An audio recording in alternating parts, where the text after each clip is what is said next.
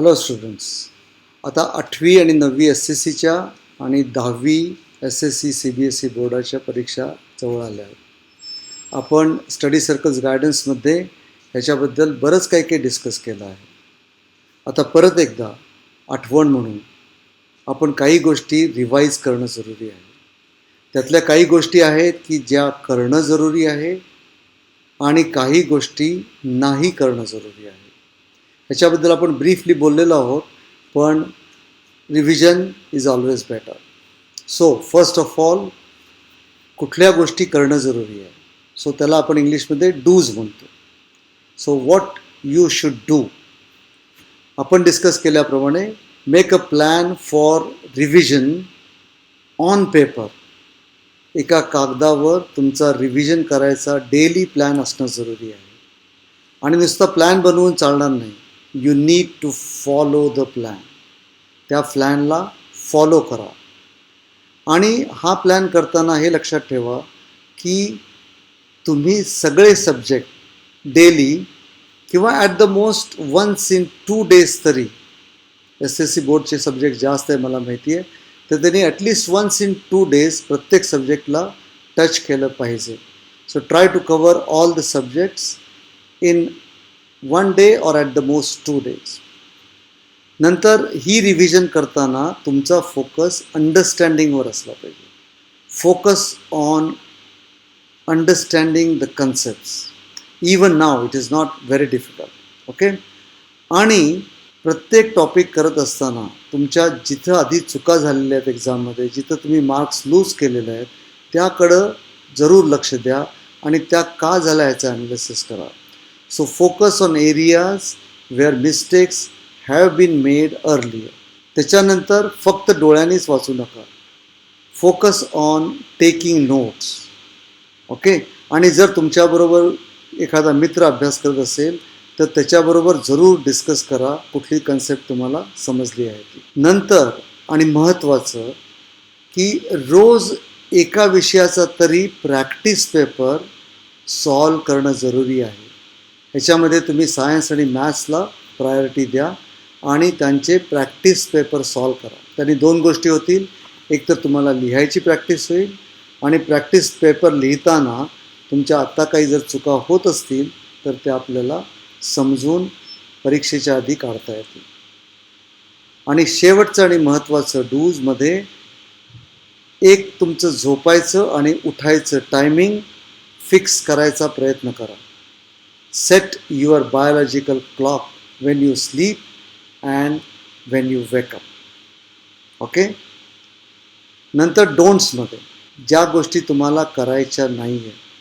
पहिली गोष्ट आणि सगळ्यात महत्त्वाची, do not take exam stress.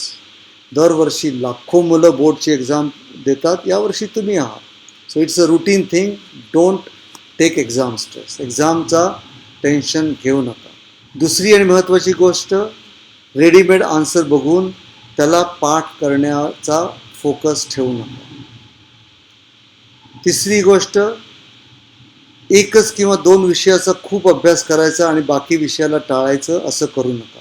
Do not focus on only 1 or 2 subjects and leave other subjects for a later stage. अगदी त्या सब्जेक्टला खूप गॅप असली तरीसुद्धा डोळ्यांनी फक्त वाचूच नका आणि लक्षात ठेवायचा प्रयत्न करू नका. नंतर काही मुलं शेवटी असं करतात की एखादा टॉपिक ऑप्शनला ठेवतात.